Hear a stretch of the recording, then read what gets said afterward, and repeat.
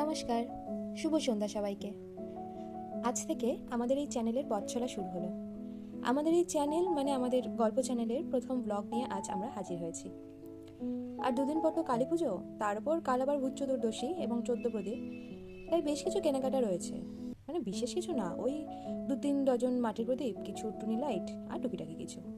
তাই ভাবলাম বিকেলে যখন হাঁটতে বেরোবই তখন একসাথে মিলে কিনে নেওয়া যাবে। সেই উদ্দেশ্যেই চললাম বাজারে। বাজার মানে বিধান মার্কেট। যারা শিলিগুড়িতে থাকেন তাদের কাছে তো বটেই, তবে বাইরের থেকে আসা ট্যুরিস্টদের মধ্যেও কিন্তু এই বিধান মার্কেটে জনপ্রিয়তা ভালো রকম রয়েছে।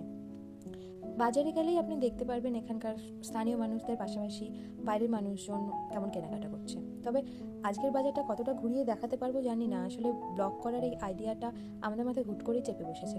নিজের শহর, পরিচিত রাস্তাঘাট, শহরের বিভিন্ন কোণে লুকিয়ে থাকা কিছু কিছু গল্প সবার সাথে ভাগ করে নেওয়ার জন্যই এই চ্যানেলটি খোলা। আশা করি কিছুটা সফল হতে পারবো। তবে প্রথমবার এরকমভাবে রাস্তায় চলতে চলতে ভিডিও করছি তো কেমন একটা অদ্ভুতই লাগছে। ভিডিও কোয়ালিটিও খুব একটা ভালো আসছে না জানি, তবে যাই হোক, এসব নিয়ে মাথা ঘামিয়ে লাভ নেই বলুন। এই যে কথা বলতে বলতে রাস্তাও পার করে ফেললাম। এবার ঢুকবো বাজারে।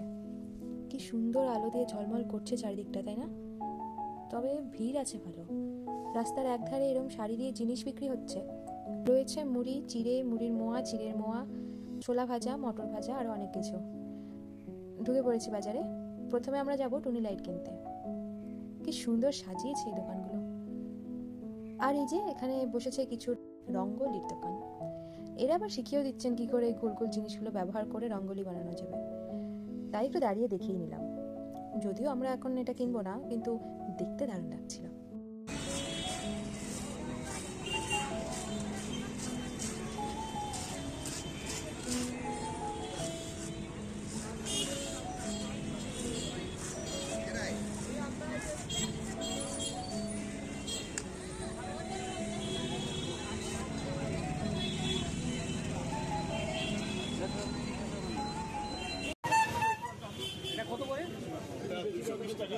চলো সামনে আছে, চলো ওই দিক থেকে।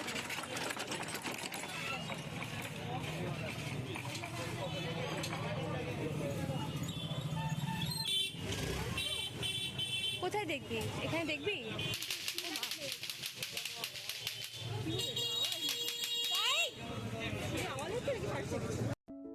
যেরকম টুনি বাল্ব কিনবো বলে আমরা এসেছিলাম সেরকম পাওয়াই গেল না, তাই এই ছোট ছোট লাইটগুলোই কয়েকটা নিয়ে নিলাম।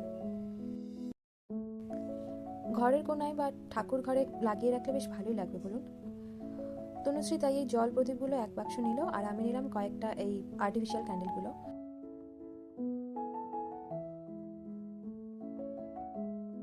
রাস্তার এই পারেও বসেছে কিছু দোকান। এখানে পাওয়া যাচ্ছে লক্ষ্মী গণেশের মূর্তি আর বিভিন্ন ডিজাইনের মাটির প্রদীপ। আর সবচেয়ে আকর্ষণীয় হলো এই ছোট্ট মাটির বাড়িটি। কি চমৎকার বানিয়েছে, তাই না? বাড়ির বারান্দা জুড়ে সাজানো রয়েছে মাটির প্রদীপ। আপনার কাজ হলো শুধু প্রদীপগুলোয় তেল আর সলতে দিয়ে জ্বালিয়ে দেওয়া। কি যে অসাধারণ লাগবে জ্বালানোর পর, তা তো আর বলার অপেক্ষা রাখে না। দামও যে খুব বেশি তা নয়, কেউ চাইলে কিন্তু নিতেই পারেন। এই যে এবার আমরা চলে এসেছি আজকের সবচেয়ে গুরুত্বপূর্ণ জিনিসটা কিনতে, মাটির প্রদীপ। যতই আর্টিফিশিয়াল ক্যান্ডেল আর জল প্রদীপ কিনি না কেন, মাটির প্রদীপ ছাড়া আবার দীপাবলি হয় নাকি?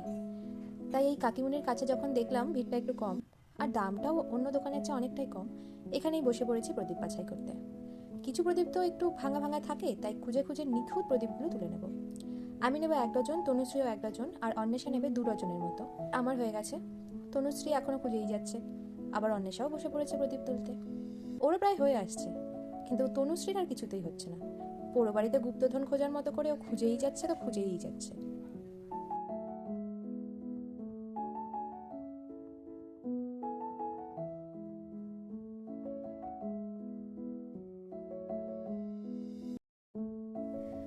অনেকক্ষণ খোঁজাখুঁজির পর অবশেষে আমরা প্রদীপ কিনে চলে এলাম ভাপা পিঠে খেতে। শীত তো প্রায় পড়েই গেল, তাই বাজার করতে বেরিয়ে ভাপা পিঠে খাবো না তা আবার হয় নাকি? তাই 3 জনে দাঁড়িয়ে পড়েছি দোকানে। মাসি পিঠে চড়িয়ে দিয়েছে হাঁড়ির মাথায়। একটা করে খেয়ে আর 2টো করে মা বাবার জন্য প্যাক করে হাঁটা দেবো বাড়ির উদ্দেশ্যে। কিন্তু বাড়ি আসার পথে আরেক কাণ্ড। রাস্তায় পেলাম একটা কামরাঙা গাছ। সেই গাছ ভর্তি হয়ে ধরে রয়েছে কামরাঙা। যতই রাতে গাছে হাত দেওয়া বারণ হোক, মন কি আর মানে? তাই গাছের কাছে ক্ষমা চেয়ে তনুশ্রী লেগে পড়েছে কামরাঙা পাড়তে। এই যে এই কটা পেয়েছি, লোভ দেবেন না কিন্তু। আর কমেন্টে অবশ্যই জানাবেন আপনাদের মধ্যে কারা কারা কামরাঙা দেখে আমাদের মতোই লোভ সামলাতে পারেন না। আজকের মতো এইটুকুই, আবার খুব তাড়াতাড়ি আসবে পরের ব্লগ নিয়ে। টাটা।